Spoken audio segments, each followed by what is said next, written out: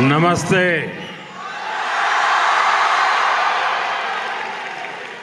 अहलन व सहलन।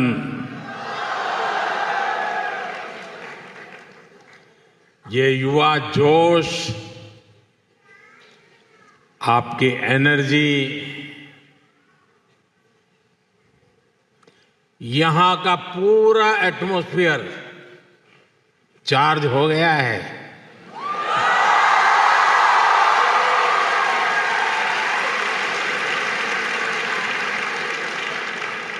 मैं उन सब भाई बहनों को भी नमस्कार करता हूं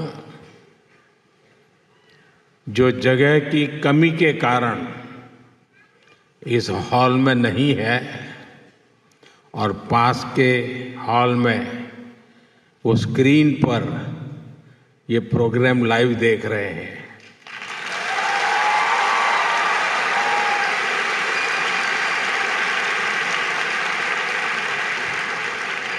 अब आप कल्पना कर सकते हैं, यहाँ तक आए और अंदर नहीं आ पाए तो उनके दिल में क्या होता होगा।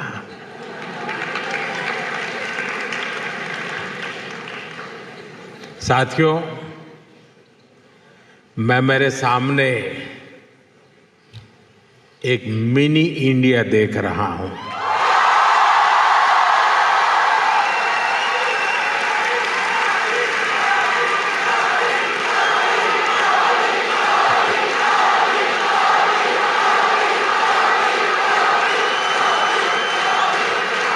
मुझे लगता है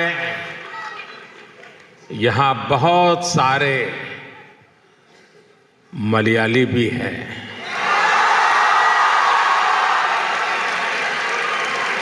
सुखमाणो और सिर्फ मलयालम नहीं, यहां तमिल, तेलुगु, कन्नड़ा और गुजराती बोलने वाले बहुत सारे लोग हैं। नलमा, वागुन्नारा, चेन्ना गिद्दीरा, केम छो? साथियों, आज हम एक फैमिली की तरह इकट्ठे हुए हैं। आज हम अपने देश को, अपनी टीम इंडिया को सेलिब्रेट कर रहे हैं। साथियों, भारत में हमारी डायवर्सिटी हमारी संस्कृति का मजबूत आधार है। हमारे लिए हर दिन एक नया रंग लेकर के आता है। हर मौसम एक नया उत्सव बन जाता है। हर परंपरा एक नई सोच के साथ आती है और यही कारण है कि हम भारतीय कहीं भी जाएं, कहीं भी रहे, हम डायवर्सिटी का सम्मान करते हैं।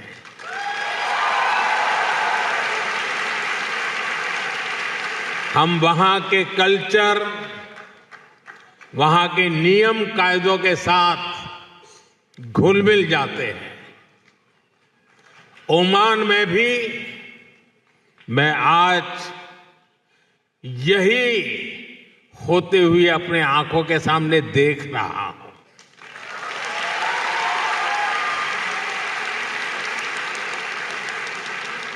ये भारत का डायस्पोरा को एग्जिस्टेंस का, कोऑपरेशन का एक लिविंग एग्जाम्पल बना हुआ है। साथियों, भारत की इसी समृद्ध सांस्कृतिक विरासत का एक और अद्भुत सम्मान हाल ही में मिला है। आपको शायद पता होगा, यूनेस्को ने दिवाली को इंटेजिबल कल्चरल हेरिटेज ऑफ ह्यूमैनिटी में शामिल किया है।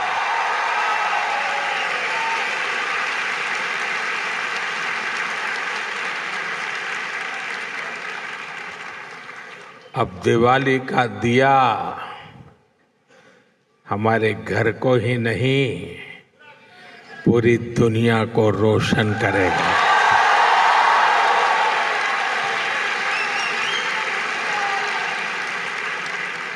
यह दुनिया भर में बसे प्रत्येक भारतीय के लिए गर्व का विषय है। दिवाली की यह वैश्विक पहचान हमारी उस रोशनी की मान्यता है जो आशा, सद्भाव और मानवता के संदेश को, उस प्रकाश को फैलाती है। साथियों, आज हम सब यहां भारत ओमान मैत्री पर्व भी मना रहे हैं।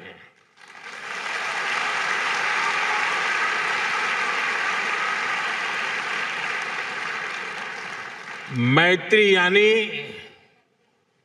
एम से मैरीटाइम हेरिटेज, ए से एस्पिरेशंस, आई से इनोवेशन, टी से ट्रस्ट एंड टेक्नोलॉजी, आर से रिस्पेक्ट, आई से इंक्लूसिव ग्रोथ, यानी ये मैत्री पर्व हम दोनों देशों की दोस्ती, हमारी शेयर्ड हिस्ट्री और प्रॉस्परस फ्यूचर का उत्सव है।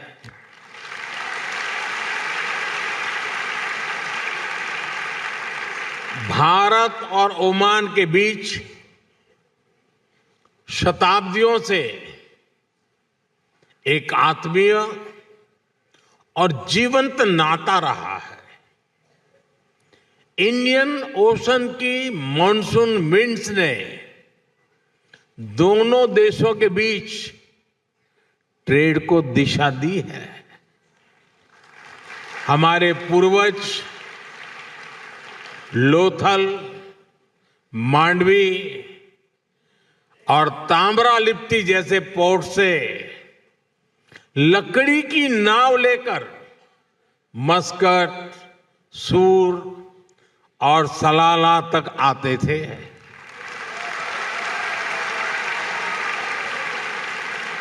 और साथियों, मुझे खुशी है कि Mandvi to Muscat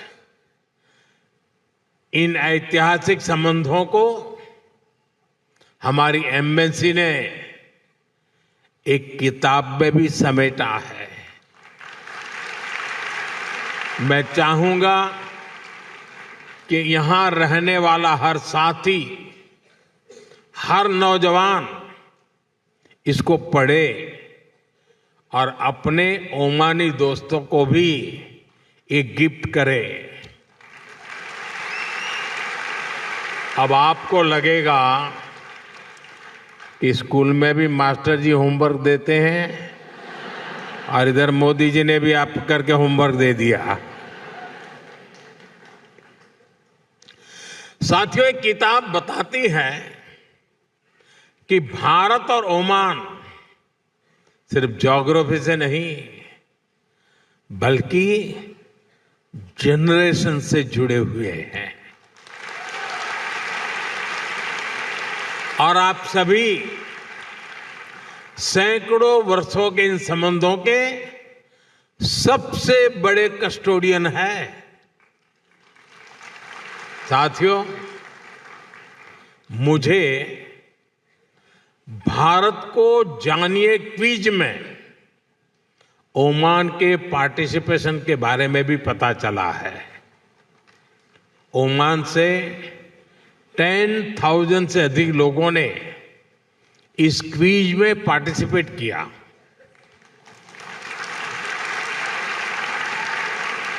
Oman globally 4th position पर रहा है।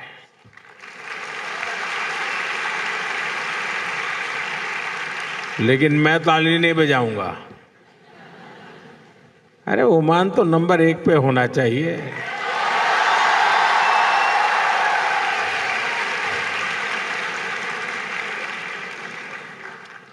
मैं चाहूंगा कि ओमान की भागीदारी और अधिक बढ़े, ज्यादा से ज्यादा संख्या में लोग जुड़े। भारतीय बच्चे तो इसमें भाग जरूर लें।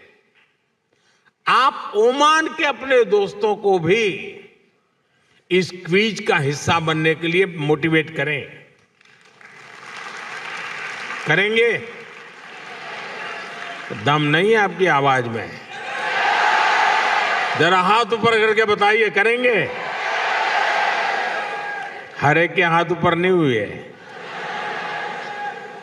साथियों, भारत और ओमान के बीच जो रिश्ता ट्रेड से शुरू हुआ था, आज उसको एजुकेशन सशक्त कर रही है।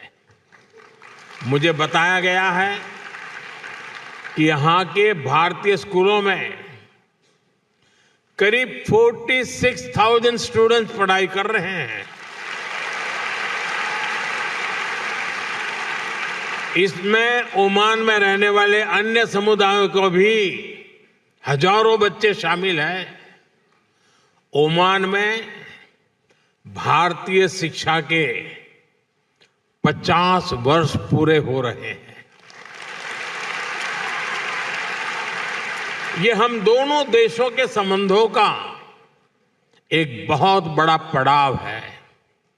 साथियों, भारतीय स्कूलों की ये सफलता his majesty the late Sultan Qaboos के प्रयासों के बिना संभव नहीं था।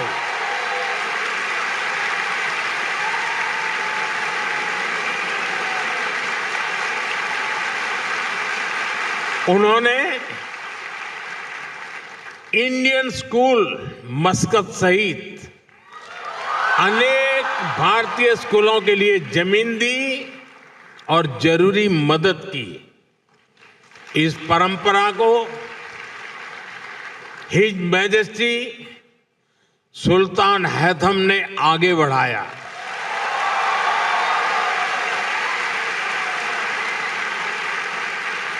वे जिस प्रकार यहां भारतीयों का सहयोग करते हैं, संरक्षण देते हैं, इसके लिए मैं उनका विशेष तौर पर आभार व्यक्त करता हूं।